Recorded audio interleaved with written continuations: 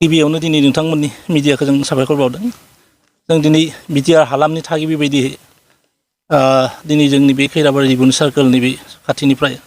जों मोनसे खोथाखौ जोंनि चिफ डिपुटि चिफ आरो बिथां रिभिनिउनि EM बिथांखौ मोननैसो सोंथि सोंनायजों लोगोसे रायजो राजाजों जों मोननैसो खोथा जनायनो नागिरदों जोंहा BTC हालामनि सिङाव जेसेबां रिभिनिउ सार्कोलफोर दं बिथांमोनजों लोगोसे जोंनि बे भेरगाव साब डिभिजननि सिङाव जेसेबां रिभिनिउ सार्कोलफोर दं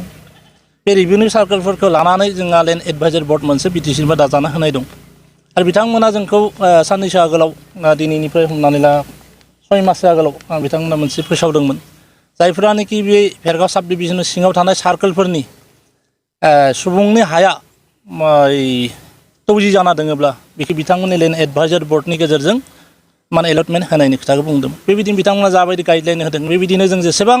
डकुमेन्ट्स नांगौ बेफोरखौ जमा होनायजों लोगोसे जोङो बे आर'जलाइखौबो होखादोंमोन बेबायदिनो बिथांमोना जोंनि बे भेरगाव साब डिभिजन सिङावनो बे कालाइगाव सार्कोलाव बिथांमोना जबाय जनायनि उनावहा बिथांमोना बे लिस्टखौ फथायहरदों होनना बुंदों बेखौ जों दिनैसिम मोनथिनो नाजादोंमोन जे सोर सोरनि पास जाखो सोर सोरना थालांखो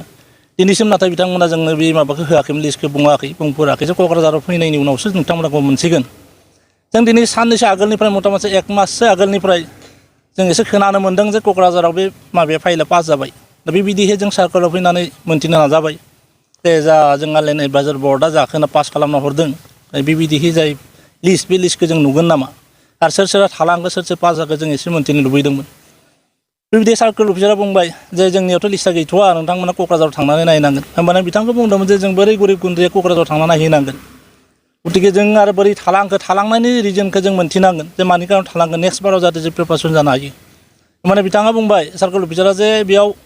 जोंनि जेबो गोरोन्थि गैया जों नांगौ खोना डकुमेन्ट्सखौ जों हरखादोंमोन लिस्ट बायदि हरदोंमोन जों होनोबो नागिरदोंमोन खिन्थु नोंथांमोननि मेम्बारफ्रानो मा खालामदों बेखौ बासिखौ होदों दा सोंनांगौआ नैबेसो जों दिनै अत' बजा स्ट्रागल खालामना 34 इयार्स स्ट्रागल खालामनायनि उनावहाय BTR सृष्टि जाबाय BTRनि गेजेरजों दिनै UPPL सोरखारनि फैदों बिथां प्रमद बर'आनो जा गोबिन्दआनो जा फेरेंगाया बिथांमोना स्ट्रागल खालामना फैनाय जोंनि खैराबारि ओनसोलावबो दिनै बे माबायावनो 451 जन मुंख्लं जादों न' साव जादों गोबां मानसि बुख्रुब जादों दिनै बिनि उनावहा जों सोलायनायनि जा जोंहा बे मोन्दों बिनि गेजेरजों जोंहा मेम्बारफोरा जानो मोन्दों आरो बे मेम्बारफोरजों जुदि दिनै जों गादबना दोनजानांगौ जायोबा जों जुदि लिस्टखौनो मोनाबा मानि थाखाय जोंनो लिस्टखौ देखायाखै अन्तत' सोर थालांदो बे लिस्टखौथ' जों नुनांगौ सोर पास जादों बे लिस्टखौ जों नुनांगौ खिन्थु बे नुयैनि थाखाय जों एसे दुखु मोन्दों जिहेतु जोंनि BTR सोरखारानो बेखौ बानायदों बेबायदि बिथांमोना मानि कारनाव लिस्टखौ एरसिनानै दोनदों थालांनायनि जाहोनखौ जोंखौ मानो बुङाखै बेखौ जों फोरमायना होनांगौ बेखौनो खावलायबाय जायखिनिया थालांदों होननानै बुंबाय बेखौ सार्कोल अफिसार बुंदों ओमफ्राय सोरो बेखौ सायख'नानै बेखौनोथ' सार्कोल अफिसारा स्पष्ट भाबै बुंदों जे बेखौ मेम्बारफ्रा गावसोरनि बायदिहै बेयाव माने बासिदों सोरखौबा गालांदों सोरखौबा लादों बिथांमोननि जोंहा जेबो गैया जोंथ' होजोबदोंमोन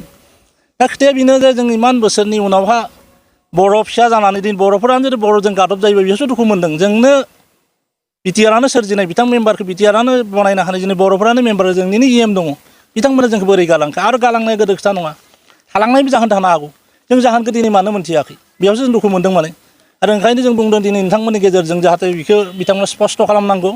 मानि थाखाय जोंहा थालांदों आरो मानि थाखाय दिनै जों बे माबाखौ मोनाखै लिस्टखौ मोननो हायाखै दा जिथुनाखि मोनसे खोथायावबो जोंहा स्पष्ट बुंबाय थादों बिथांमोना सोलायनाय नांगौ दा सोलायनाय बायदियै जों सोलायजानायखौ लुबैजादोंमोन बे खामानियावनो बिथांमोनखौ जों दैखांनोथ' जों नागिरबाय थादों जे जोंनो रिजनखौ बुंनांगौ कारनखौ बुंनांगौ जे मा थालांखो जोंनि बर' फिसा गोजा रोंगौथि गैया बिसोर मोनथिनांगौ जे मा थालांबाय नेक्स्ट फिन जफिननानै जाहाथे बेखौ कारेक्सन खालामो थाबैनो जाहाथे बिथांमोननो मोननांगौ मोन्थायखौ जाहाथे होयो बयखौबो जावखौबो थानो जोंनि अनलि नैबे रिभिनिउ सार्कोलाव नङा जिखुनु रिभिनिउ सार्कोल दङ जोंनि लेन्ड एडभाइजरी बोर्डनि जिखुनु आन्दाराव जेसेबां जायखौनो थालांबाय बिनि बेब'स्थाखौ बिथांमोना मोजाङै जाया मानि कारनाव थालांदों बेखौ बुजायजोबनानै डकुमेन्टखौ क्लियार खालामनानै जा बेखौ एलटमेन्ट होनायनि बेब'स्था जाहाथे खालामनांगौ बेखौ जों बिथांमोनखौ खावलायहरो नोंथांमोननि गेजेरजों नोंथांनि गथ'नि इयुना नोंथांनि आखायाव गथ'खौ गुन गोनां मोजां सोलोंथाइ होनाया नोंथांनि बिबान